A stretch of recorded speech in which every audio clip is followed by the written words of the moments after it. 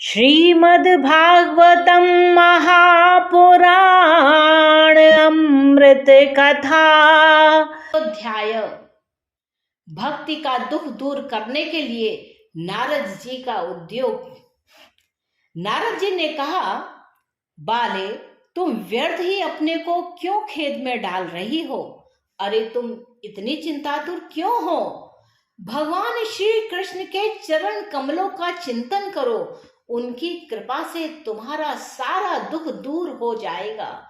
जिन्होंने कौरवों के अत्याचार से द्रौपदी की रक्षा की थी और गोप सुंदरियों को सनाथ किया था, वे श्री कृष्ण कहीं चले थोड़े ही गए हैं।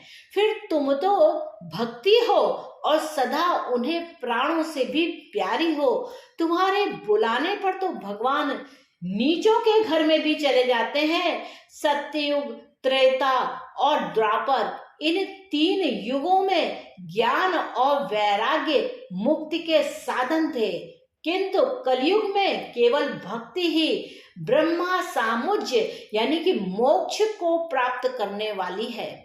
यह सोचकर ही परमानंद चिंत मूर्ति ज्ञान स्वरूप श्री हरि ने अपने सत स्वरूप तुम्हें रचा है। तुम साक्षात श्री कृष्ण चंद्र की प्रिया और परम सुंदरी हो।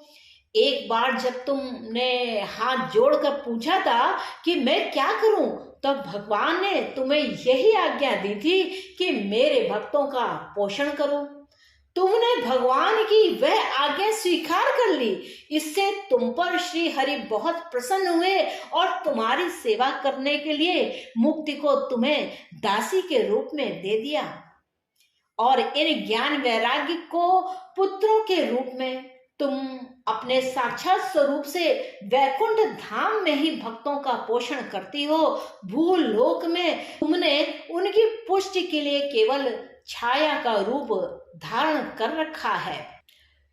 तब तुम मुक्ति ज्ञान और वैराग्य को साथ लेकर पृथ्वी तल पर आई और सतयुग से द्वापर पर्यंत बड़े आनंद से रही। कलयुग में तुम्हारी दासी मुक्ति पाखंड रूप रोग से पीड़ित होकर क्षीण होने लगी थी, इसीलिए वह तो तुरंत ही तुम्हारी आज्ञा से वैकुंठ लोक को चली गई। इस लोक में भी तुम्हारे स्मरण करने से ही वह आती है और फिर चली जाती है। फिर भी कलयुग में इनकी उपेक्षा होने के कारण तुम्हारे ये पुत्र उत्साहहीन और वृद्ध हो गए हैं। फिर भी तुम चिंता ना करो, मैं इसका नवजीवन का उपाय सोचता हूँ। सुमुखी, कलि के समान कोई भी युग नहीं है। इस युग में मैं तुम्हें घर घर में प्रत्येक पुरुष के हृदय में स्थापित कर दूंगा। देखो, अन्य सब धर्मों को दबाकर और भक्ति विषयक महोत्सवों को आगे रखकर यदि मैंने लोक में तुम्हारा प्रचार ना किया तो मैं श्री हरि का दास नहीं।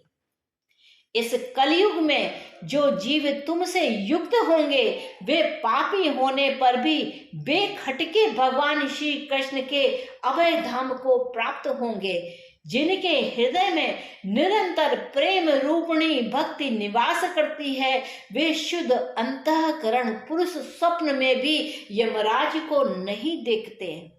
जिनके हृदय में भक्ति महारानी का निवास है, उन्हें प्रेत, पिशाच, राक्षस या दैत्य आदि स्पर्श करने में भी समर्थ नहीं हो सकते।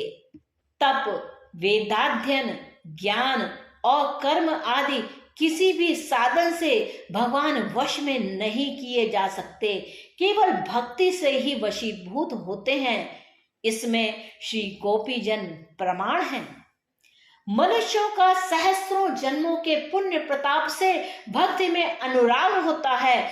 कलयुग में केवल भक्ति ही सार है। भक्ति से तो साक्षात श्री कृष्णचंद्र सामने उपस्थित हो जाते हैं। जो लोग भक्ति से द्रोह करते हैं वे तीनों लोकों में दुख ही दुख पाते हैं। पूर्व काल में भक्त का तिरस्कार करने वाले दुर्वासा ऋषि को बड़ा कष्ट उठाना पड़ा था। बस व्रत, तीर्थ, योग, यज्ञ और ज्ञान चर्चा आदि बहुत से साधनों में कोई आवश्यकता नहीं है। एकमात्र भक्ति ही मुक्ति देने वाली है।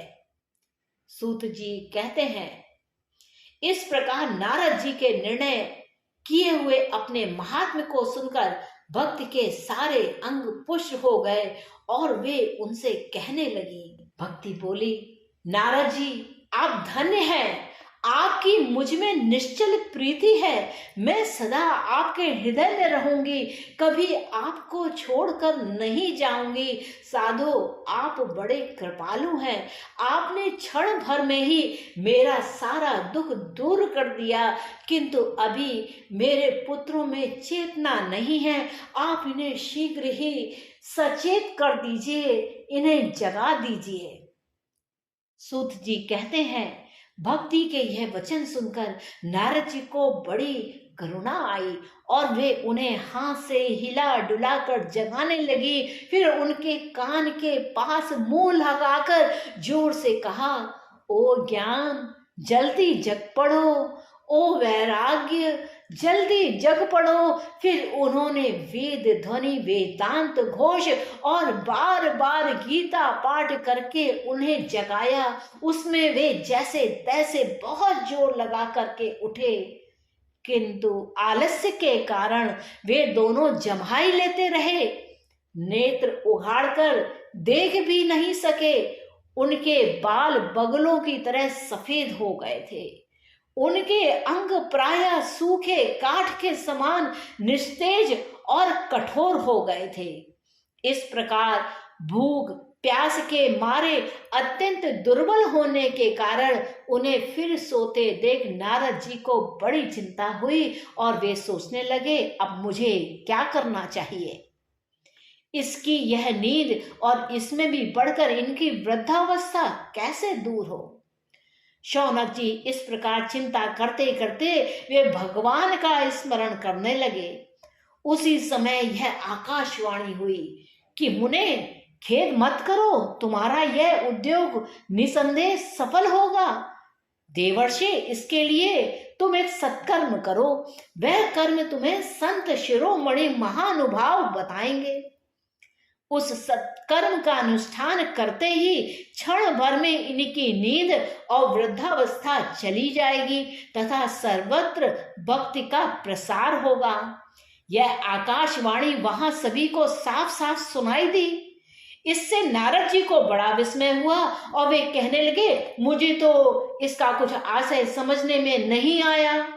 नारद जी बोले, इस आकाशवाणी में भी गुप्त रूपों में यही बात कही गई है। यह नहीं बताया गया है कि वह कौन सा साधन किया जाए जिससे इसका कार्य सिद्ध हो। वे संत ना जाने कहाँ मिलेंगे, वह किस प्रकार उस साधन को बताएंगे। अब आकाशवाणी जो कुछ कहा उसके अनुसार मुझे क्या करना चाहिए। सूत जी कहते हैं, शौनक जी तब ज्ञान वैराग्य दोनों को वहीं छोड़कर नारद मुनि वहां से चल पड़े और प्रत्येक तीर्थ में जा जाकर मार्ग में मिलने वाले मुनीश्वरों वह साधन पूछने लगे कि बताओ कैसे किया जाए। उनकी उस बात को सुनते तो सब थे, किंतु उसके विषय में कोई भी कुछ भी निश्चित उत्तर नहीं देता। किन्होंने उसे असाध्य बताया, कोई बोले इसका ठीक ठीक पता लगाना ही कठिन है, कोई सुनकर चुप हो रह गए, कोई तो अपनी अवज्ञा होने से भय से बात को टाल टूल कर खिसक लिए। त्रिलोक ही में महान आश्चर्यजनक हाहाकार मच गया। लोग आपस में कानाफूसी करने लगे। भाई, अब वेद ध्वनि वेदांत घोष और बार बार गीता पाठ सुनने पर भी भक्ति ज्ञान और वैराग्य ये तीनों नहीं जगाए जा सके, तब और कोई उपाय नहीं है। स्वयं योगी राज नारद को भी जिसका ज्ञान नहीं है उसे दूसरे संसारी लोग कैसे बता पाएंगे। इस प्रकार जिन जिन ऋषियों से इसके विषय में पूछा गया उन्होंने निर्णय करके यही कहा, यह बात तो दुस्साध्य है। तब नारद जी बहुत चिंतातुर हुए और बद्री वन में आए। ज्ञान वैराग्य को जगाने के लिए वहां उन्होंने यह निश्चित किया, मैं तप करूंगा। इसी समय उन्हें अपने सामने करोड़ों सूर्यों के समान तेजस्वी सनकादि मुनीश्वर दिखाई दिए। उन्हें देखकर वे मुनिश्रेष्ठ कहने लगे, महात्माओं, इस समय बड़े भाग्य से मेरा आप लोगों के साथ समागम हुआ है। आप मुझ पर कृपा करके शीघ्र ही वह साधन बताइए। आप सभी लोग बड़े योगी, बुद्धिमान और विद्वान हैं। आप देखने में 5-5 वर्ष के बालक से जान पड़ते हैं, किंतु हे पूर्व जो के भी पूर्वज हैं, आप लोग सदा वैकुंठ में निवास करते हैं, निरंतर हरि कीर्तन में तत्पर रहते हैं, भगवान लीला में लीला मृत का रसास्वादन कर सदा उसी में उन्मत्त रहते हैं और एकमात्र भगवत कथा ही आपके जीवन का आधार है। हरि शरणम, यह वाक्य मंत्र सर्वदा आपको मुख में रहता है। इसी से काल प्रेरित वृद्धावस्था भी आपको बाधा नहीं पहुंचाती। पूर्व काल में आपके भ्रू भंग मात्र से भगवान विष्णु के द्वारपाल जय और विजय तुरंत पृथ्वी पर गिर गए थे, फिर भी आपको ही कृपा से पुनः वैकुंठ लोक पहुंच गए। धन्य है, इस समय आपके दर्शन बड़े सौभाग्य से ही हुआ है। मैं बहुत दीन हूँ, आप लोगों के स्वभाव से ही दयालु हूं, इसलिए मुझ पर आपको अवश्य कृपा करनी चाहिए। बताइए, आकाशवाणी ने जिसके विषय में कहा वह कौन सा साधन है और मुझे किस प्रकार उसका अनुष्ठान करना चाहिए? आप इसका विस्तार से वर्णन कीजिए। भक्ति, ज्ञान और वैराग्य को किस प्रकार सुख मिल सकता है और किस तरह इनकी प्रेम पूर्वक सब वर्णों में प्रतिष्ठा की जा सकती है। सनकादि ने कहा, देवर्षि आप चिंता न करें, मन से प्रसन्न हो। उनके उद्धार का एक सरल उपाय पहले से विद्यमान है। नारद जी, आप धन्य हैं। आप विरक्तों के शिरोमणि हैं, श्री कृष्ण दासों के शाश्वत पथ प्रदर्शक एवं भक्ति योग के भास्कर हैं। आप भक्ति के लिए जो उद्योग कर रहे हैं, यह आपके लिए कोई आश्चर्य की बात नहीं समझनी चाहिए। भगवान के भक्त के लिए तो भक्ति की सम्यक स्थापना करना सदा उचित है। ऋषियों ने संसार में अनेकों मार्ग प्रकट किए हैं, किंतु वे सभी कष्ट साध्य हैं और परिणाम में प्रायः स्वर्ग की ही प्राप्ति कराने वाले हैं। अभी तक भगवान की प्राप्ति कराने वाला मार्ग तो गुप्त ही रहा है। उसका उपदेश करने वाला पुरुष प्रायः भाग्य से ही मिलता है। आपको आकाशवाणी ने जिसे सत्कर्म का संकेत किया है उसे हम बतलाते हैं। आप प्रसन्न और समाहित चित्त होकर सुनिए। नारद जी, द्रव्य यज्ञ, तपो यज्ञ, योग यज्ञ और स्वाध्याय स्वरूप ज्ञान यज्ञ, यह तो स्वर्ग आदि की प्राप्ति करने वाले कर्म की ओर संकेत करते हैं। पंडितों ने ज्ञान यज्ञ को ही सत्कर्म यानी कि मुक्तिदायक कर्म का सूचक माना है। वह श्रीमद् भागवत का पारायण है, जिसका गान शुकादि महानुभावों ने किया है। उसके शब्द सुनने से ही भक्ति, ज्ञान और वैराग्य को बड़ा बल मिलेगा। इसमें ज्ञान वैराग्य का कष्ट मिट जाएगा और भक्ति को आनंद मिलेगा। सिंह की गर्जना सुनकर जैसे भेड़िए भाग जाते हैं, उसी प्रकार श्रीमद् भगवत की ध्वनि से कलयुग के सारे दोष नष्ट हो जाएंगे। तब प्रेम रस प्रवाहित करने वाली भक्ति, ज्ञान और वैराग्य के साथ लेकर प्रत्येक घर और व्यक्ति के हृदय में क्रीड़ा करने लगेगी। नारद जी कहते हैं, मैंने वेद वेदांत की ध्वनि और गीता पाठ करके बहुत जगाया, किंतु फिर भी भक्ति, ज्ञान और वैराग्य ये तीनों नहीं जगे। ऐसी स्थिति में श्रीमद् भागवत सुनाने से वे कैसे जगेंगे? क्योंकि उस कथा के प्रत्येक श्लोक और प्रत्येक पद में भी वेदों का ही तो सारांश है। आप लोग शरणागत वत्सल हैं तथा आपका दर्शन कभी व्यर्थ नहीं होगा, इसलिए मेरा यह संदेह दूर कर दीजिए। इस कार्य में विलंब ना कीजिए। सनकादि ने कहा, श्रीमद् भगवत कथा तथा वेद और उपनिषदों के सार से बनी है। इसलिए उनमें अलग अलग उनकी फल रूपा होने के कारण वह बड़ी उत्तम जान पड़ती है। जिस प्रकार रस वृक्ष की जड़ से लेकर शाखा दृढ़ पर्यंत रहता है, किंतु इस स्थिति में उसका आस्वादन नहीं किया जा सकता, वही जब अलग हो करके फल के रूप में जाता है, तब संसार में सभी को प्रिय लगने लगता है। दूध में घी रहता है, किंतु उस समय उसका अलग स्वाद नहीं मिलता। वही जब उससे अलग हो जाता है, तब देवताओं के लिए भी स्वाद वर्धक हो जाता है। खाण ईक और छोर और बीच में व्याप्त रहती है, तथापि अलग होने पर इसकी कुछ और ही मिठास होती है। ऐसी है भगवत कथा। इस भगवत पुराण वेदों के समान है। श्री व्यास देव ने इसे भक्ति, ज्ञान और वैराग्य की स्थापना के लिए प्रकाशित किया है।